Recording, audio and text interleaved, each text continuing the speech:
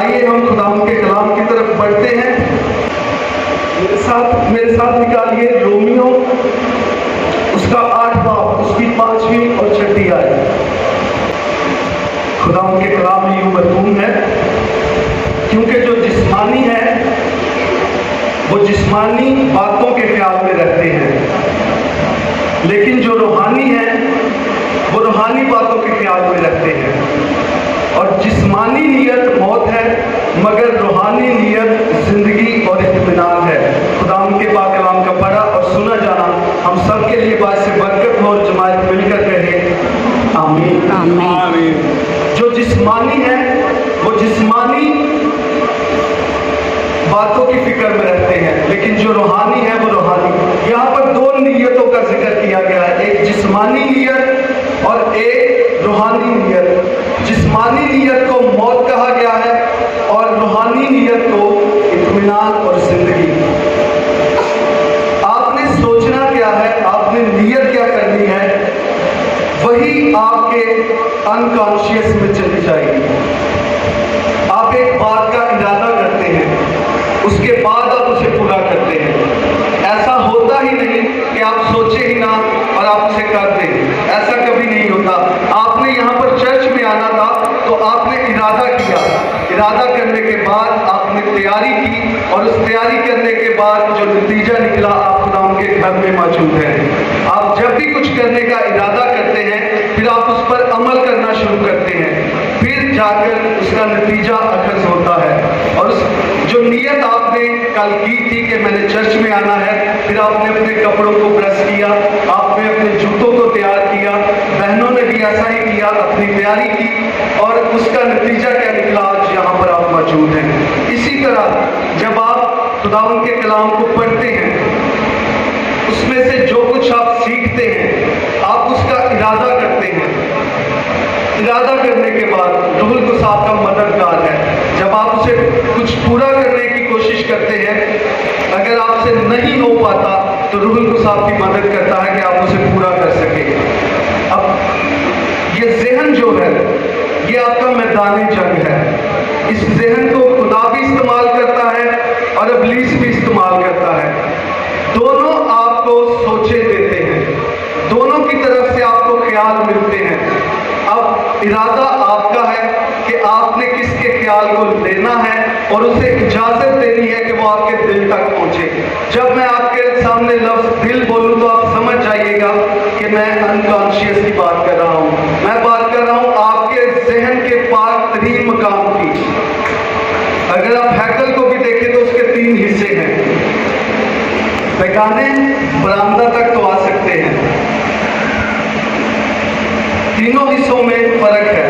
بیگانے باہر رہ سکتے ہیں، اس سے اندر پاک مقام میں خدا کے لوگ آ سکتے ہیں، لیکن پاک ترین مقام میں خداوند کی حضوری اور خداوند کا کلام جو 10 احکام پر مشتمل وہاں پر موجود ہے۔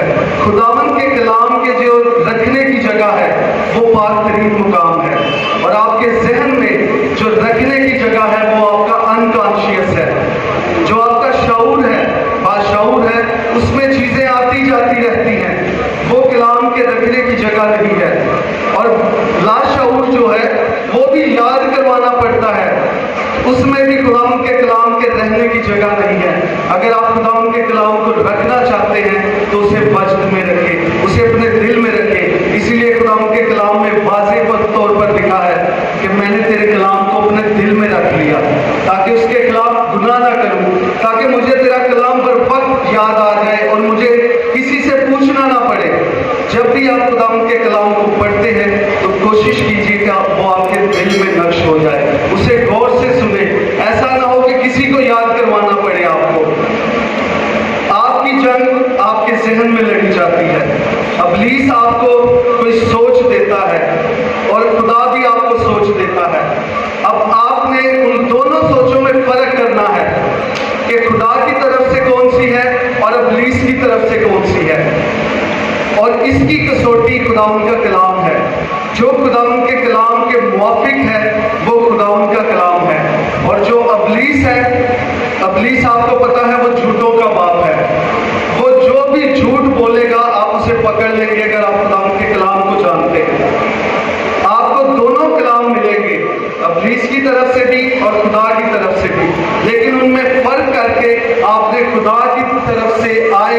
कलाम को चुनना और उसे अपने दिल में रखना है।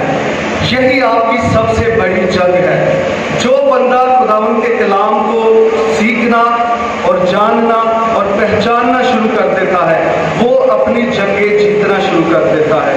यीशु मसीह ने अपनी जंग खुदावंद के कलाम के वसीला से जीती। जमीन पर अबलीस के साथ जब यीशु मसीह का आमना सामना हुआ तो अबलीस ने भी खुदावंद के कलाम को इस्तेमाल करते हुए यीशु मसीह को गुमराह करना शुरू किया। लेकिन यीशु मसीह जो कि खुदावंद के कलाम को बखूबी जानते थे, उन्होंने यीशु मसीह ने भी खुदावंद के कलाम में से आयात को उसके सामने पेश करके उसकी हर एक बात की नफी की।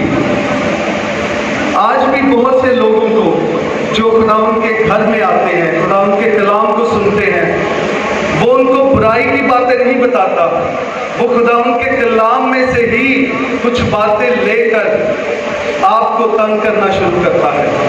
वो आपके साथ जब कलाम करेगा तो वो खुदावंद के कलाम में से ही करेगा, लेकिन वो इस तौर से खुदावंद के कलाम को पेश करेगा कि आप खुदावंद के कलाम की नाफरमानी कर जाएंगे। यीशु मसीह से बहुत से काम ऐसे कहे गए जिसमें यीशु मसीह ने कहा अभी वक्त नहीं। पौलुस रसूल ने और बहुत से नबियों ने ऐसी चीजें देखी और उन्होंने कहा रवा ही नहीं कि उनकी बात इस जमीन पर की जाए। आसमान पर जाकर वो हमसे बातें कर सकेंगे, वो चीजें वहां पर हमारे सामने वो बातें खुल जाएंगी, लेकिन आसमान के बहुत से भेद खुदा के लोगों ने जमीन पर नहीं किए। हो सकता है अगर वो करते तो वो नाफरमानी करते। खुदावंद जो कुछ खुदावंद के कलाम में लिखा है वो ऐसा नहीं कि वो सब कुछ आपके लिए मुफीद है, पर वक्त बात जो है वो आपके लिए मुफीद है। अब एक छोटा बच्चा है, वो काम करने के लिए आप उसे कहते हैं आप फैक्ट्री में लग जाओ, उसकी 6 साल उम्र है, तो ये हुकूमत भी इजाजत नहीं देगी और माँ बाप भी इजाजत नहीं देंगे। क्यों? वो कहेंगे अभी छोटा है, वक्त से पहले ही आप इसे भेजना चाहते हैं। लेकिन अगर जवान हो जाएगा तो माँ बाप भी फिक्र करेगा पुत्र का बेला बेटा काम पे नहीं जाना हो गया, ये फिर फिक्र होना शुरू हो जाती है। क्यों? वाइस की किताब वक्त के बारे में बहुत ही खूब फरमाती है। उसमें हर एक चीज के वक्त का तयन किया गया और बताया गया है कि हर एक चीज का एक वक्त है। अबलीस खुदावंद के कलाम को पेश करके वक्त से पहले उन चीजों पर अमल करवाना चाहता है जो खुदा आपसे बाद में करवाना चाहता है। सबसे बड़ी जंग जो अबलीस आपके साथ लड़ता है वो आपके जहन में वो बातें डालता है जो खुदा ने आपसे चंद साल बाद में करवानी होती है। लेकिन अबलीस चाहता है कि आप वक्त से पहले वो काम करके खुदावंद की हुजूरी में नाफरमान ठहरे और आप उसकी हुजूरी में से निकाल दिए जाए।